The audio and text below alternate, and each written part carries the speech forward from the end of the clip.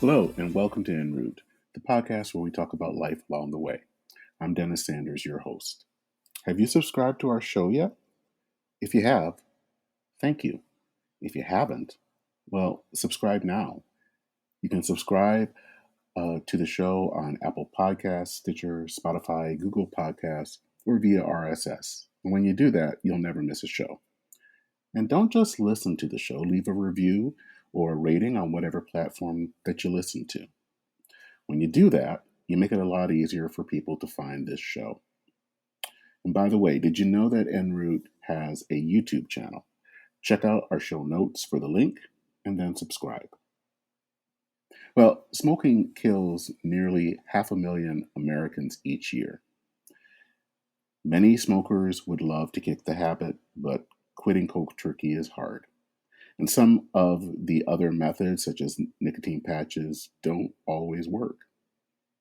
Enter vaping. Vaping is a nicotine delivery device where the tobacco or nicotine is warmed, but it is not burned like a traditional cigarette. It has been used as a way to help people quit smoking cigarettes. And I have actually heard of former smokers who were able to stop the habit by use of e-cigarettes or vaping. By the late teens, vaping had become popular in the United States, with vape shops opening across the country. The Royal Society of Public Health in the UK endorsed vaping as a legitimate tobacco harm reduction tool. Then in 2019, a number of people in the United States and Canada came down with a lung illness called EVALI, or e-cigarette or vaping associated lung injuries. Now, the true culprit was THC with vitamin E acetate. That combination was being vaped by teens and young adults and was causing this illness. However, tobacco control groups started to blame vaping nicotine itself. Now, vaping THC with vitamin E acetate is bad, but was vaping itself bad? Today on En Route, we ask, what is vaping, and how has it helped smokers actually quit smoking? And why do smoking control groups want to snuff it out? To answer these questions, I spoke with Phillp Kirchsberg of Birmingham, Alabama. Phillip is a harm reduction advocate who was a 2-pack-a-day smoker until he was 35 when he discovered vaping, which allowed him to kick the habit. He explains how vaping came to be, the war to get rid of it, and the future of tobacco harm reduction. Here is Phillp Kirchsberg.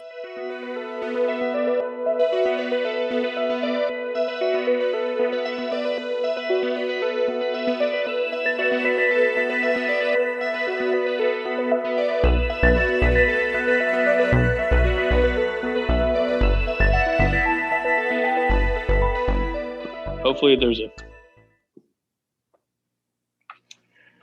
Okay, well, thank you, Phillp, for joining me on this podcast today. Thank you for having me, Dennis. Good to be here. Well, I think the first thing is kind of a basic question, is maybe what is vaping and how is it different from smoking a cigarette? Well, first off, I would like to say that what we discuss here is all relative to the risks of smoking, which is responsible for upwards of 480,000 deaths in the United States every year. So it's important to keep that in mind. We don't know everything, but what we do know is that smoking is lethal. Smoking, the important thing to remember is it is combustion. It's lighting, burning tobacco leaves and inhaling in order to get your nicotine that way, which is deadly and kills half of everyone who continues smoking during their lifetime. I think the estimate is for every day that you smoke for every 4 days that you smoke after the age of 35, you lose 1 day of your life. Yes, I think something along the lines of 7.5 million on the planet yearly. Vaping, something that came about in 2002. It was modern day vaping as we know it was invented by a Chinese pharmacist named Han Lick in 2002 after his father died of smoking related complications. He had tried all sorts of nicotine replacement therapy, patches, gums, government issued nicotine replacement therapy, and none of it worked. And he thought if he could just emulate the olfactory oral sensation of smoking in a non-lethal form, then he might be able to come up with something better. And that was in 2002. And I believe his invention was, I don't know if it was patented, but that's where it began. And it just has become more technologically advanced every year. But he is known as the quote unquote inventor of the e-cigarette. And what brought about its creation, especially here in the United States and other parts of the world? Well, I think that stems from smokers really, this is very much a consumer-driven industry. Smokers, on average, I believe the number is try to quit in excess of 25 times before they are successful. Mm-hmm. And quitting cold turkey is great, but if you're unsuccessful 24 times and you manage on your 25th attempt, it's not very encouraging, and it's also lethal. Mm-hmm. So yes, there was a great need for smokers to find something that was satisfying, something that could give them that sensation, that satisfaction of the throat hit, that same psychological and physical just response without the toxic chemicals. And it's something that has changed many lives, mine included, without question. And trying to go into that, so that means that were you also at one time a smoker of cigarettes? Very heavy smoker of cigarettes until the age of 35. Right around my 35th birthday, I was smoking 2 packs a day and buying a third just in case, which wow. Thinking back on that now, it's almost inconceivable. And how did you find out, or what led you to take up vaping? And what difference did it make in smoking cigarettes? Well, 2 friends of mine, 2 of my very best friends from high school, by the names of Wes and Jake. I was at Jake's wedding in Destin, Florida, mm-hmm. and I saw he and Wes, having. I wasn't sure if they were selling them, or if they were giving up. They looked like little glow sticks. Anyway, there were several people at the wedding reception that had these little puffers that gave off steam, and I asked, "What are those?" He said, "It's an electronic cigarette." And at that point, I didn't really know that no one had brought this to my attention because, well, including myself, there was no one out there that smoked as much as I did. And it was probably best if they brought these things. They were interested in bringing those to Alabama. They ended up creating one of the first shops. But anyhow, weeks after the wedding, I called Wes and I said, "Is this something that can possibly help me with my habit being what it is?" And his response to that was, "Well, good God, I don't know." And you have to take into consideration, this is back in late 2010. So the availability of these products, going down to your corner vape shop or neighborhood vape shop, that was not an option. You had to, when there was no more e-liquid or batteries to be had, you needed to order those things from the United Kingdom. Mm-hmm. So after our discussion about whether or not I was ever going to be able to use these very rudimentary vaping devices and kick my habit, it was about 14 months later of semi-dual use that I completely and totally quit, and I haven't ever looked back. It was nothing short of miraculous. And how does that work? I mean, it seems like it's a kind of like a replacement in that you're kind of getting the nicotine from this a different method, and that kind of allows you then to kind of switch over. What it is it's even more than that, but what it is the most it's the most possibly effective and, dare I say, smoking substitute ever conceived. Mm-hmm. It is a non-lethal form of nicotine delivery that has all the pleasure that smokers really, really become dependent on, without the lethal carcinogens, risk of cardiovascular disease, lung disease, cancer, etc. It is something that has changed the game, so to speak. And do you think that vaping has had any role in lowering the amount of people who smoke? Well, it's estimated, and all we have are very. It's the answer to your question is yes. Yes, numbers coming out of various health organizations put the number at people who have quit smoking by switching to vaping somewhere around 4.5 to 5 million. But that's not taking into account the many people who may have quit smoking, switched to vaping, and then quit vaping altogether.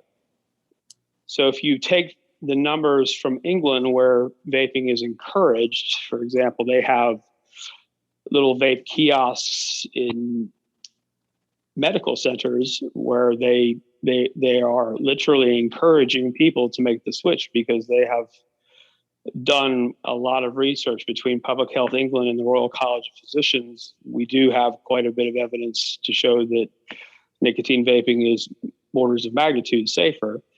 But what we have here is we have 34 million adult smokers in this country. Mm-hmm. 34 million. If we go ahead and just use the math in terms of current vapors and perhaps vapors that have already quit smoking and vaping, the most conservative estimate would be 6.5 million. That is a lot of success. That's substantial. So one of the things that I hear, and you even mentioned it, with vaping is part of harm reduction. How would you define harm reduction, and what role does it play in smoking cessation? Most of what I think about the term harm reduction, it's the antithesis of prohibition. Mm-hmm. To prohibit something, to shame something, to stigmatize something, I think it's safe to say that really has been shown to be a disastrous failure in the history of treatment of various dependencies, whether it be opiates, smoking, caffeine, sex. It's really just the worst way to go about eradicating the problem because it does not meet the person who might have that problem where they are, if that makes sense. Mm-hmm. What it does is it stipulates that person must adapt or die, quit or die. That's sort of the old tobacco control saying, and it's not. I wish I was being facetious. I'm not. Quit or die is very much the way in which tobacco control purists have been speaking to smokers for decades. And that is obviously done nothing to really discourage those who are dedicated smokers. More than anything, it's done quite a bit to shame them and ostracize them, which I find deplorable. Harm reduction is what we do instead of taking a person, taking an addiction and making it policy to prohibit that or incarcerate someone. We find a way to listen to them and come up with a solution that includes that person as a human being. That's just me rambling about my thoughts on harm reduction, but that's what I think of. One of the things that I've noticed, especially probably in the late teens, was at least here in Minnesota, there was a lot of vape shops that opened up. Lots of people were taking up vaping. And then we started to hear all these things about illnesses of the lung. And initially, what we found out, or at least what we were told the first, was that a lot of the people, the connection was that they were using THC, that it wasn't nicotine. But as the story progressed, it became more and more about vaping, not about the THC. And it just kind of became this conflagration about vaping itself. And I guess the question that I have is, how did the media handle this? And why wasn't the role of THC, which was it seems like the culprit, not really highlighted at all? Gosh, that's a good question. One that I've been asking myself for a long time now. I remember when the first reports came out, and I thought to myself, this is not possible. We have had this technology. This is something that's been studied extensively, especially in England for the last 10 years, 12 years at that point. This doesn't seem logical. Well, the people who were getting sick were teenagers, mostly younger people, being admitted to hospitals where, as we found out recently, or as we've known for quite some time, somewhere around 80% of physicians are under the misperception, or they are incorrectly perceiving nicotine as a carcinogen. That's 80% of doctors. That means more than, let's just say, 80% are already misinformed about the effects of nicotine. These teenagers come in with very severe lung illnesses. It was obviously something that no one really knew what was going on, but they said, I was vaping nicotine. And as horrible as it was, these doctors and the media, they didn't ask the important questions. Well, when you say vaping nicotine, and mind you, this was almost entirely in states that marijuana has not yet been legalized.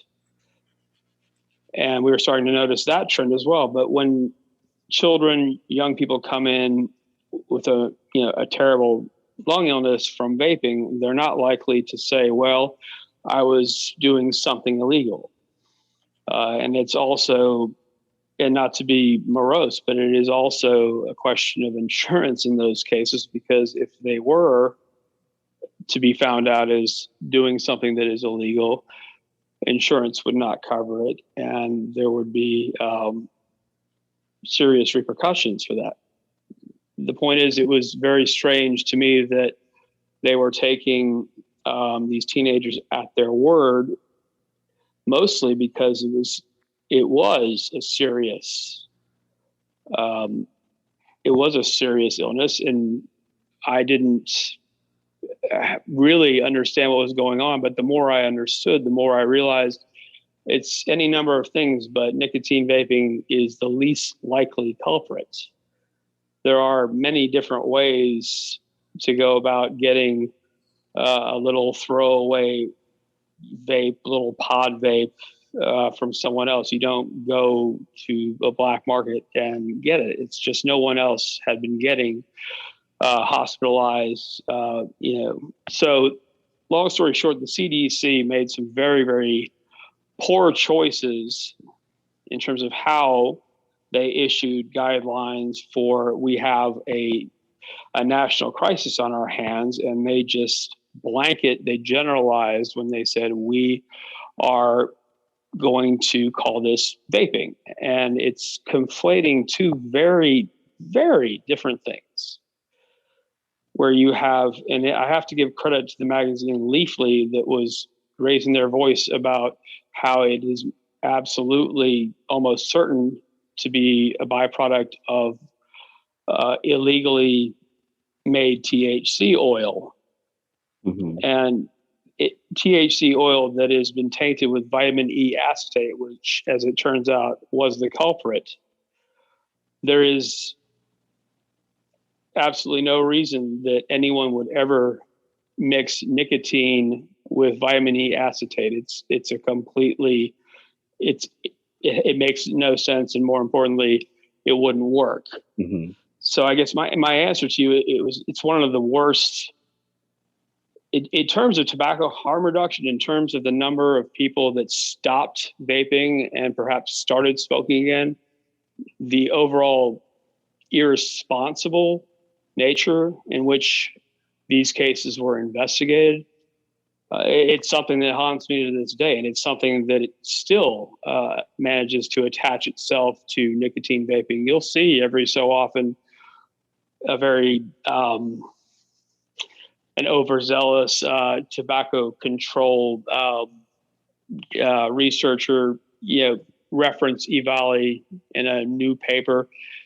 It's still around, and it's incredible how much damage it's done to an industry that has been saving lives. And no, I don't believe that any children should be able to obtain these products. I believe that there should be very, very strict regulation and strict consequences for selling to minors, just like with any adult product, whether it be alcohol, THC, cannabis, or cigarettes. I believe that these are all things that need to be out of the hands of children, but that doesn't mean forgetting that adult smokers are having a great deal of success quitting smoking and thus not dying. So you have to find that balance between dissuading youth from experimenting and encouraging adults to quit smoking, that which kills 500,000 in this country every year. We know that smoking will kill. We know that you will succumb half of the time to a tobacco-related illness if you never quit smoking. And the odds of that happening are exponential, are far greater after the age of 35. What we also know is nicotine vaping is likely less than 5% the harm of smoking combustible tobacco. So the EVALI debacle did a lot of damage on several fronts. It damaged the reputation of what, up until that time, we have had our critics always, but nothing like that. And it was a situation where it would have been very easy to do a little investigating, wait a little longer for a little more evidence before coming out and making a statement to the public, a public health emergency from the CDC and various media outlets. It was incredibly irresponsible. And unfortunately, the damage it's done to perhaps the most successful smoking cessation innovation ever made is immeasurable. And how do you think the media handled this? Not well. It's a symptom of the greater problem, which is the media is they are extremely underinformed where the topic of e-cigarettes and tobacco harm reduction is concerned. They really, and yes, many of them were simply following the CDC's lead, and thankfully some of them were less ambitious than others. But a story like that, it's the worst kind of journalism. It's the kind of journalism where you see an opportunity to boost ratings, sell papers, things of that nature, and it's not always about a great deal more than that. And by the time the truth comes out, the damage is done. I think of it in terms of down Phillip headers, but I wish we could go back in time and have some sort of, hey, let's just hold on a second, investigate, see what's at the bottom, because not only would that have spared us the misinformation circus that continues to go on, it would have helped maybe save a lot of young people from getting sick, because it seemed to me that two things were being missed. They weren't trying to find the actual culprit. They were too busy issuing premature public health emergencies instead of looking to find what was truly making these kids sick and putting them in the hospital. And that's something that it was a very difficult thing to see. And it still is. The term EVALI itself means e-cigarette vaping, related lung illness. Yes, EVALI. The acronym itself is, I can barely stand to utter it. But I have to give the cannabis space and many activists in that space credit for raising their hands and saying, no, this isn't nicotine vaping. This is THC oil that people are selling illegally in states where it's not yet legal.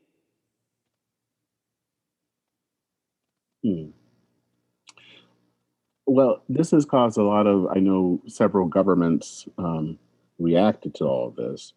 It's been a worldwide, yes, it has negatively infected a great deal of progress in terms of tobacco harm reduction, even in England, where these things have the Royal College of Physicians. I'm sure you're familiar. It's the ultimate in irony to me is the Royal College of Physicians was actually the first public health organization to come out with they came out with the first study to show that smoking is really bad for you in 1962, which went against all manner of money, and we're talking everyone, including the government. They're like, no. The Royal College of Physicians, that's the organization that blew the whistle on smoking and said, this is killing people. And that same organization has been able to detect the best way to combat smoking, in my opinion. And they have been at the forefront of acknowledging that it's important that we recognize that this is a real game changer for people who can't quit by other means. And for this, what's taken place in the United States to negatively impact the culture of tobacco harm reduction in England is just astonishing. Now, I think one of the more extreme actions was in San Francisco, in that I believe they voted to ban the sale of vaping, which is kind of an odd irony because you can still buy cigarettes in San Francisco.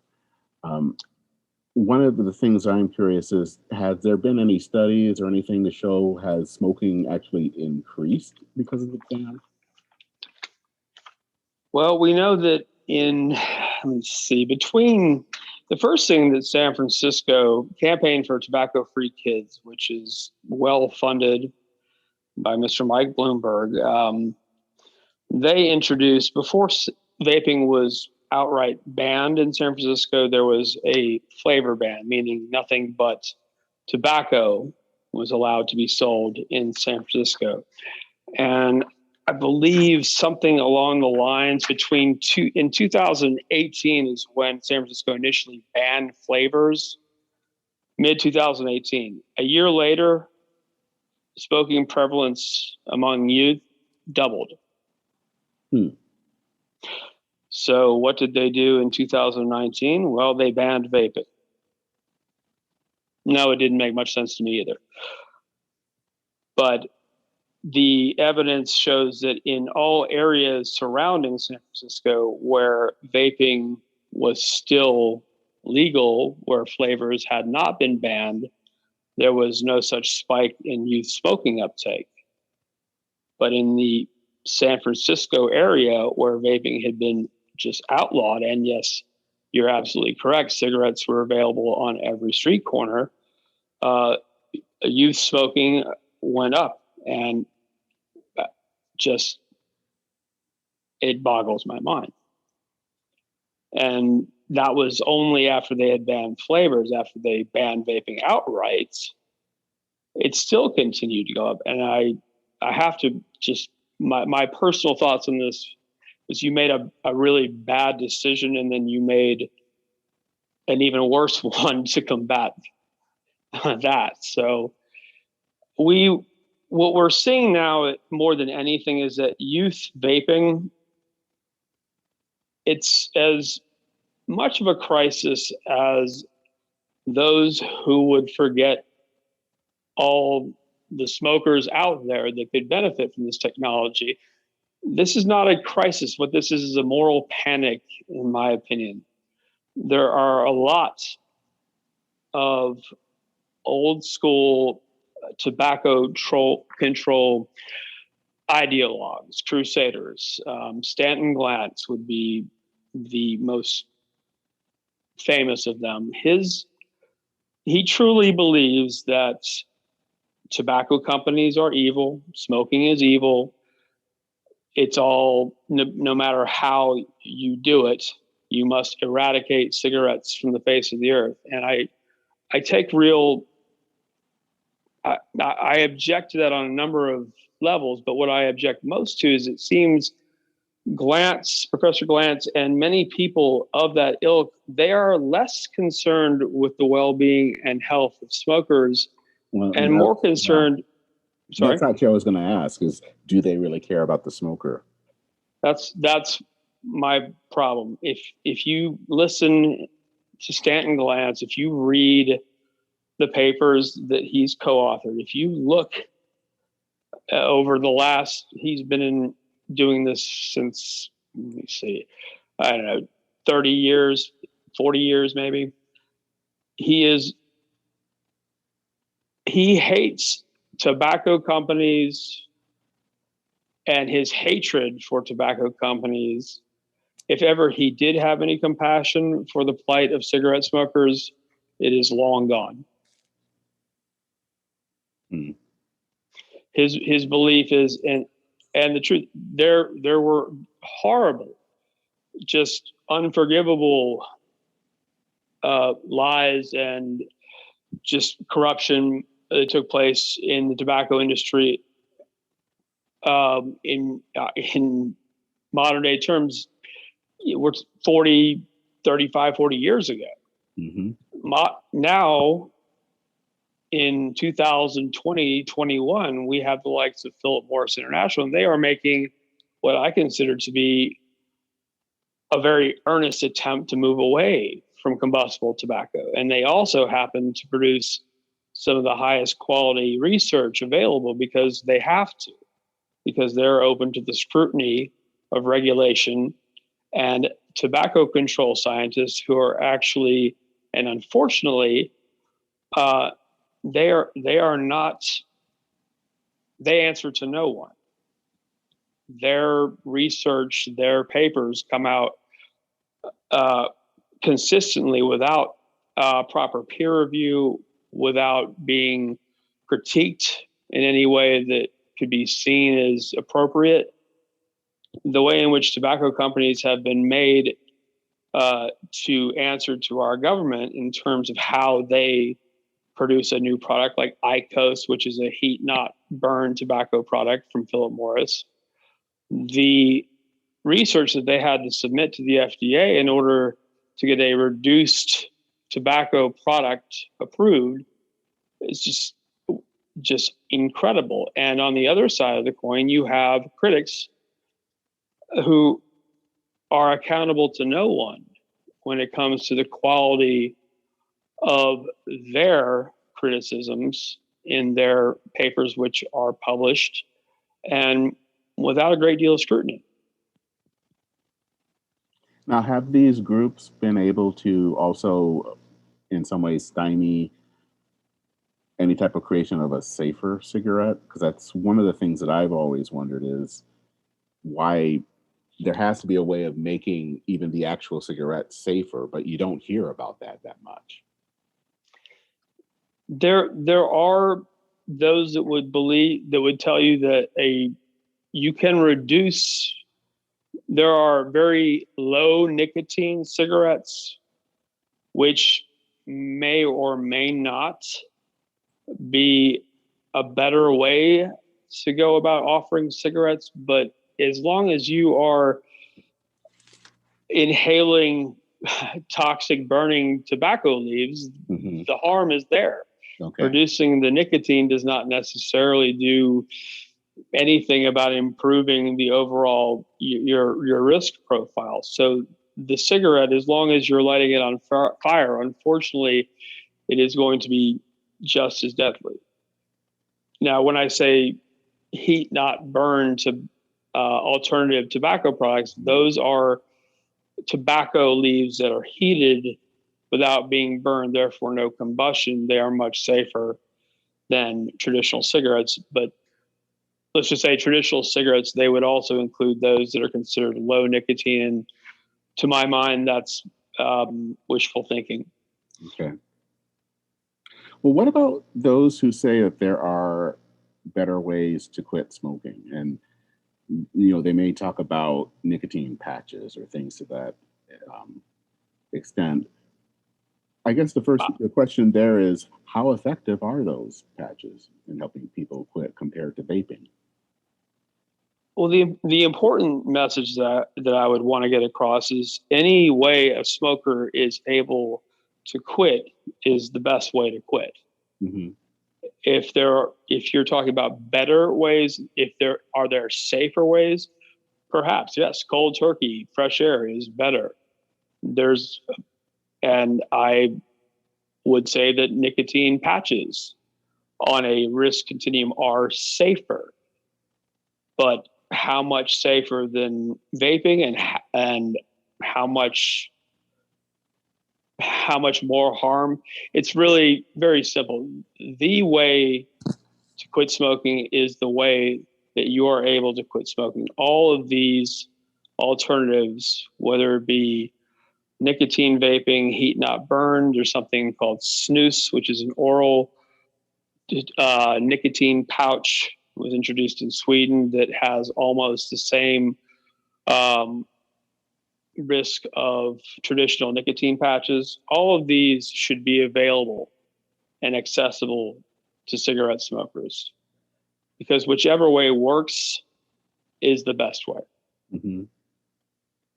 Because we can split hairs all day about which is the safest, which is more harmful relative to cigarettes. Nothing comes close to that degree of harm.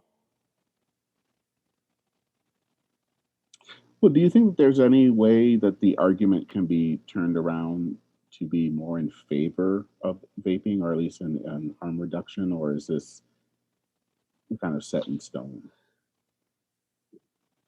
I was actually talking with Dr. Charles Gardner about this earlier. He's good enough to let me pick his brain a little bit about that question, because there's a lot going on right now that might give people cause to be discouraged, and I am not. There's a lot going on at the federal level with regulating vapor products, and that was always going to happen. But he said it's a house of cards. Yes, this will sort itself out, Nicotine vaping is not going anywhere.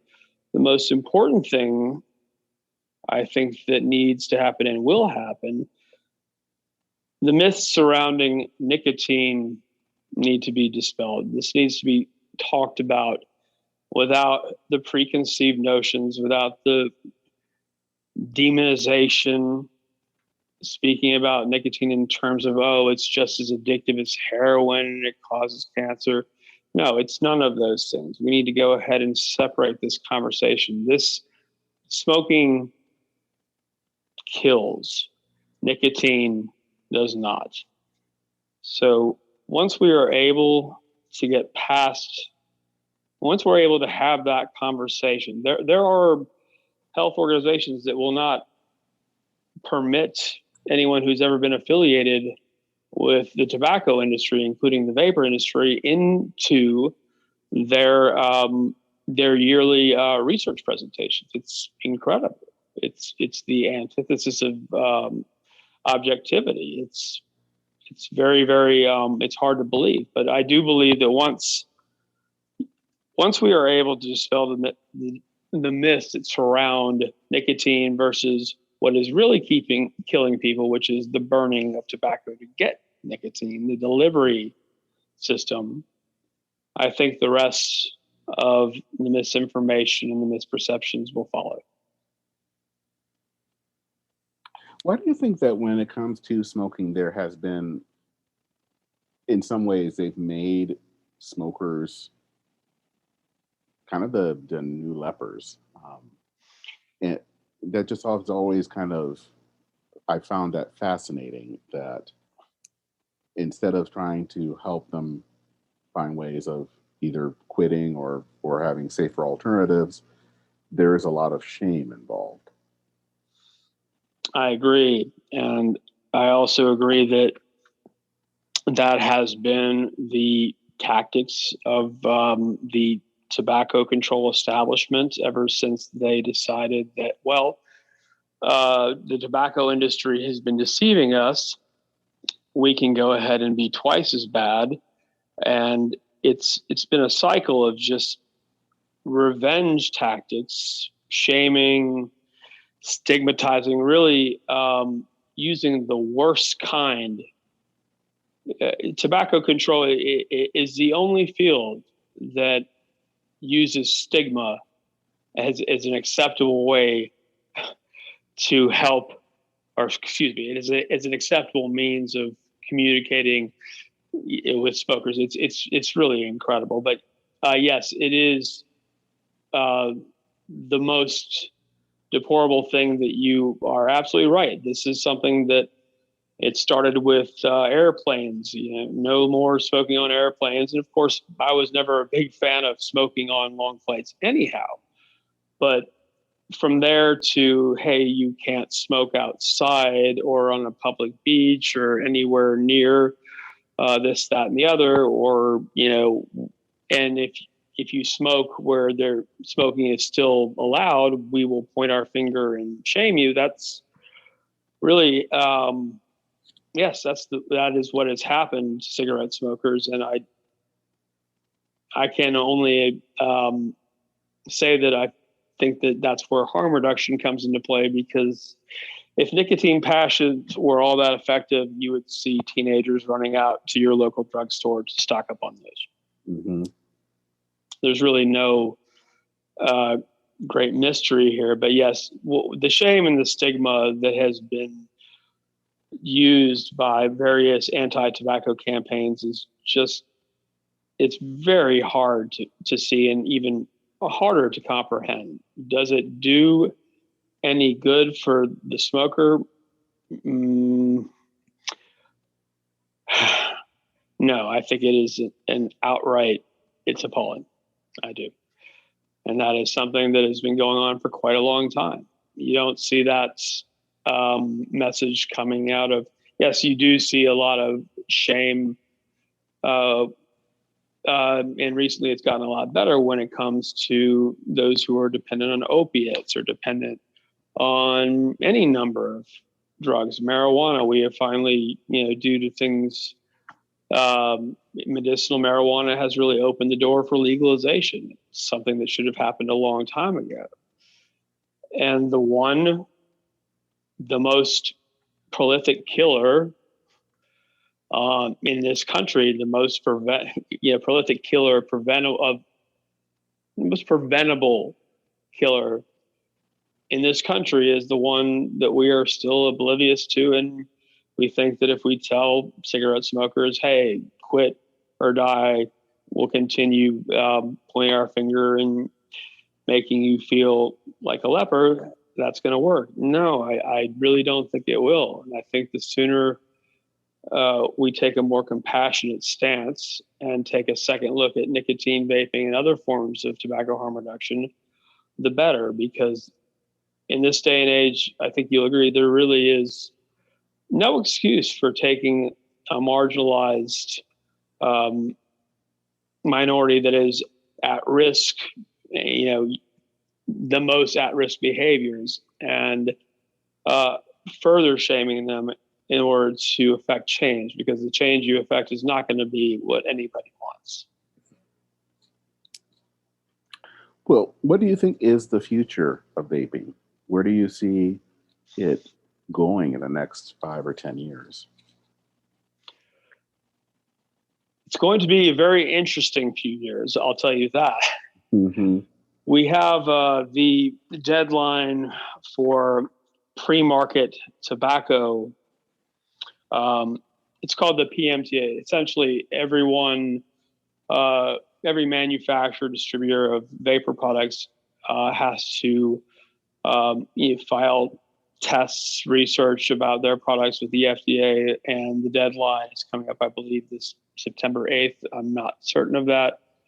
But how the FDA chooses to accept and deny these applications, well, remains to be seen.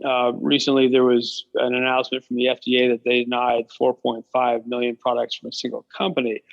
Well, that was all very sensational, but it's actually just a drop in the bucket in terms of how many different companies are out there. These are actually products that may never have seen shelves. It's unfortunate that they didn't complete the application process, but I guess my message would be I'm not ready to get discouraged. Actually, I don't think I ever will be, but I believe that there will be a few rocky years of waiting and seeing. Mm-hmm. But I don't believe that anything that's a true breakthrough milestone innovation like this is going away. I believe that it will only refine itself, get better. And I think as soon as we start taking a closer look at the real problem, which is cigarette smokers want to quit the way they want to quit. And if there is a significantly safer alternative out there, why aren't we encouraging them to make that switch? Okay. Well, thank you. This has, I think, been a helpful discussion to talk about.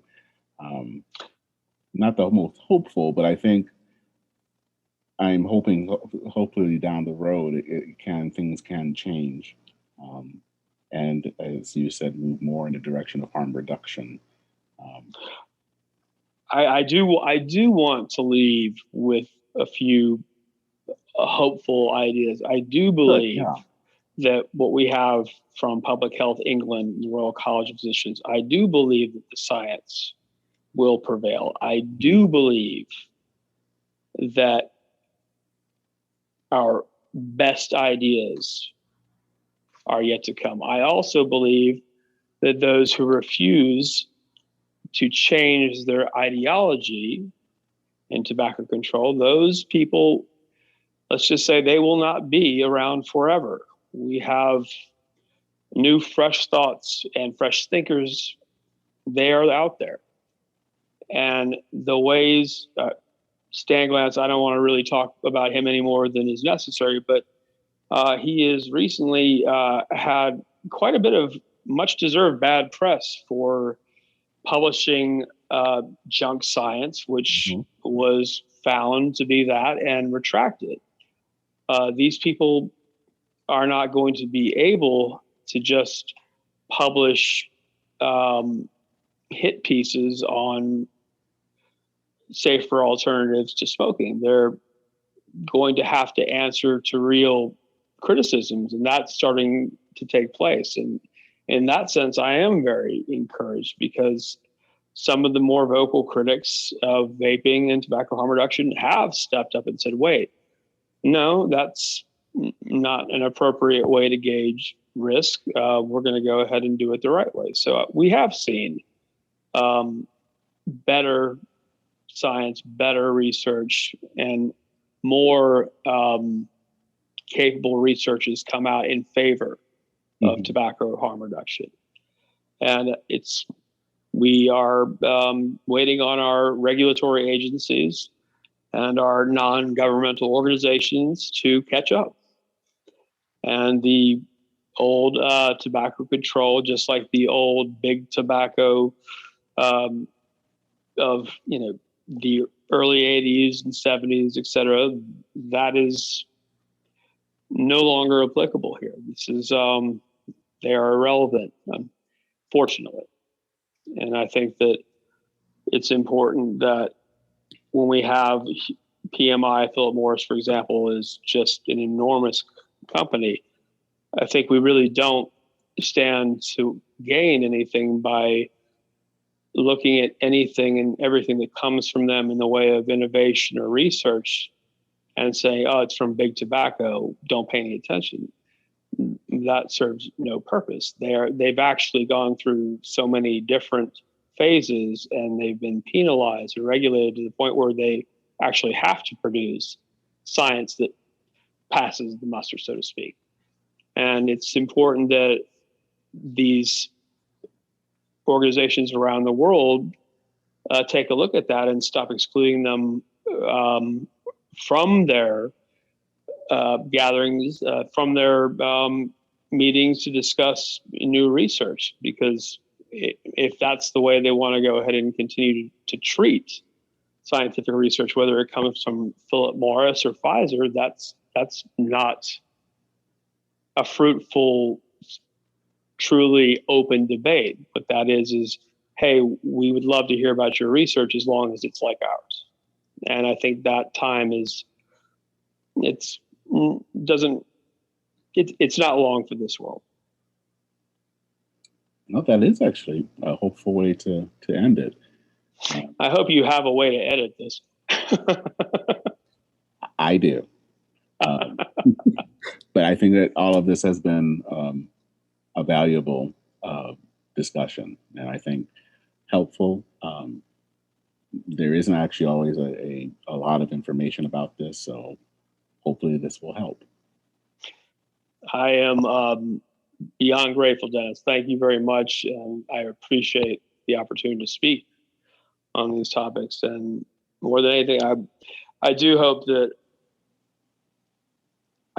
someone will listen and perhaps become curious once again about a subject that they had been decided on. I agree. Well, thank you. And thank you for taking the time to interview with me. Once again, I'm truly grateful for the opportunity. Thanks, Dennis. All right. Take care. Bye-bye.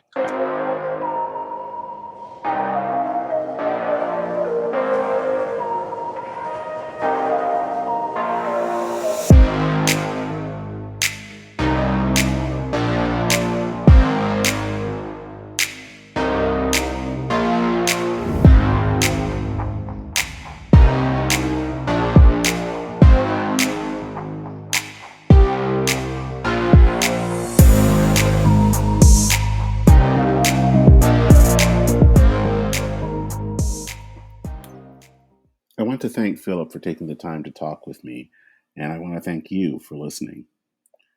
There are lots of podcasts out there, and I'm thankful that you were able to choose this one, and I'm thankful for your support. Make sure that you can visit our website at enroutepodcast.org. While you're there, you can sign up to be on our mailing list for my newsletter, Letters of Transit. You can also listen to past episodes and read some articles that I've written. While you're at the website, you can also make a donation to support this podcast. That's it for this episode of En Route, Notes on Religion, Politics, and Culture. I'm Dennis Sanders, your host. Take care and Godspeed.